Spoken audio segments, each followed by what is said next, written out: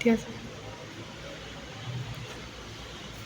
প্রিয় শিক্ষার্থীরা, আজকে আমরা আলোচনা করব পুষ্প বিন্যাস, পুষ্প বিন্যাস বা পুষ্পমঞ্জরি। পুষ্পমঞ্জরি কাকে বলে প্রথমে জানবো। কাণ্ডের শীর্ষে মুকুল অথবা মুকুলতে উৎপন্ন শাখা ও শাখাতন্ত্রের উপর পুষ্পের যে বিন্যাস পদ্ধতি, এটাকে বলা হয় পুষ্প বিন্যাস। একটা পুষ্প কিন্তু কোনো একটা জায়গা থেকে উৎপত্তি হয় এবং ওইটা বিন্যস্ততা থাকে, না হলে ফুল দেখতে এত সুন্দর লাগতো না। তাহলে পুষ্পমঞ্জরি হচ্ছে পুষ্পমঞ্জরি বা পুষ্প বিন্যাস হচ্ছে দুই ধরনের। একটা হচ্ছে অনিয়ত বা রেসিমাস, হচ্ছে নিয়ত বা স্যানিস। তাহলে এই দুই ধরনের পুষ্পমঞ্জরি দেখা যায়। অনেক সময় দেখা যায় এক এক ধরনের উদ্ভিদের মধ্যে এক এক ধরনের পুষ্পমঞ্জরি আমরা দেখতে পাই। অনিয়ত পুষ্পমঞ্জরি বা রেসিমাস কোথায় দেখি, দেখো ওখানে ওই রেসিমাসটা আবার 4 ধরনের আছে। ওদের রেসিম, স্পাইকলেট, কেপিচুলাম এগুলো আছে। রেসিমটা হচ্ছে সরিষার মধ্যে এই ধরনের পুষ্পবিন্যাস দেখা যায়। স্পাইক রজনীগন্ধার মধ্যে দেখা যায়, স্পাইক ধান, গম, ভুট্টা এগুলোর মধ্যে দেখা যায়। আমি একটা উদাহরণ দিয়েছি, কেপিচুলাম, গাঁদা, সূর্যমুখী এই জাতীয় উদ্ভিদ রয়েছে। কেপিচুলাম জাতীয় দেখা যায়, অনিয়ত পুষ্পবিন্যাস দেখা যায়। এবং নিয়ত পুষ্পবিন্যাস জবা, ধুতুরা এই জাতীয় যে মালবেসী গোত্রের উদ্ভিদগুলো, ফুলগুলো এগুলোর মধ্যে দেখা যায় এই যে অনিয়ত পুষ্পবিন্যাস দেখা যায়। এখন আসো একটা ফুল সম্পর্কে যদি আমরা জানতে চাই, তোমাদের প্র্যাকটিক্যালও আছে। জবা ফুলের বিভিন্ন অংশের বর্ণনা দিতে হবে, তোমাদেরকে ডিসেকশন করতে হবে। এত ফুল সম্পর্কে আমরা একটু ডিটেলস জানি। ফুল সম্পর্কে যদি জানতে হয়, প্রথমে জানতে হবে পুষ্প অক্ষত। পুষ্পটা যে অক্ষের মধ্যে পুষ্পটা সৃষ্টি হয়, তো পুষ্পাক্ষরটা সম্পর্কে আমাদের জানতে হবে।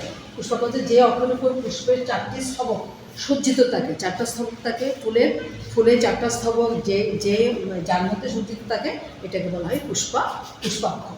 এখন আসো পুষ্প মঞ্জুরি পদ্ধতি। মঞ্জুরি যে প্রজাতির পাতা নেয় অঙ্গের মধ্যে ফুল জন্মে, যে জায়গা থেকে যে পাতা নেয় অংশের মধ্যে থেকে ফুল জন্মে, এখানে বলা হয় কি মঞ্জুরি পত্র থেকে ফুল সৃষ্টি হয়। এখন আসো স্তবক, পুষ্পস্তবক। এই স্তবকগুলো আমি আগে বলছি, পুষ্পাক্ষের মধ্যে 4টি স্তবক সজ্জিত হয়ে একটা পুষ্প হয়। এই স্তবকগুলো কী কী? আমাদের সাধারণত পুষ্পস্তবক 4টি পুষ্পস্তবক থাকে: বৃতি, দলমণ্ডল, পুংস্তবক এবং স্ত্রীস্তবক। এখন আসো বৃতিটা কি? ফুলের যে বাইরের স্তবক, একদম বাইরের অংশটা আমি তোমাদের কাছে ফুলটা আনতে বলেছিলাম। যে বাইরের অংশ আমরা আগামী ক্লাসে যখন জবাটা পড়াবো তখন আরও ভালো করে এটা চিহ্নিত করতে পারবে। ফুলের যে বাইরের স্তবক, এটা বলে বৃতির প্রতিটি সদস্যকে বলে বৃত্ত অংশ। বৃত্তের যে বৃত্তির মধ্যে যে চারিদিকে 4টা ধার থাকবে, 5টা ধার উপরে চারিদিকে যে অংশটা থাকে ওটাকে বলা হয় বৃত্তাংশ। এবং এই যে এই বৃতির বাইরের স্তরটাকে বলা হয় উপবৃত্তি বা এপিক্যালিক্স। এখন আসলে দলটা হচ্ছে এই বৃতিটার ভিতরে দলটা ধার থাকে। দলটা হচ্ছে তোমার বৃতির ভিতরের স্তবক এবং দলমণ্ডলের প্রতিটি সদস্যকে বলা হয় পাপড়ি। ফুলের পাপড়ি বলি না আমরা, এই পাপড়িগুলো হচ্ছে বৃতি বা দল। এখন দেখো দল বা পাপড়ি বলা হয় আর কি, দলমণ্ডল বলা হয়েছে কারণ একসাথে সব পাপড়িগুলোকে একসাথে দলমণ্ডল বলা হয়, কিন্তু পাপড়িগুলো একটা সদস্যকে একটা পাপড়ি বলা হয় ফুলের। এখন আসো পুষ্পপত্র বিন্যাস।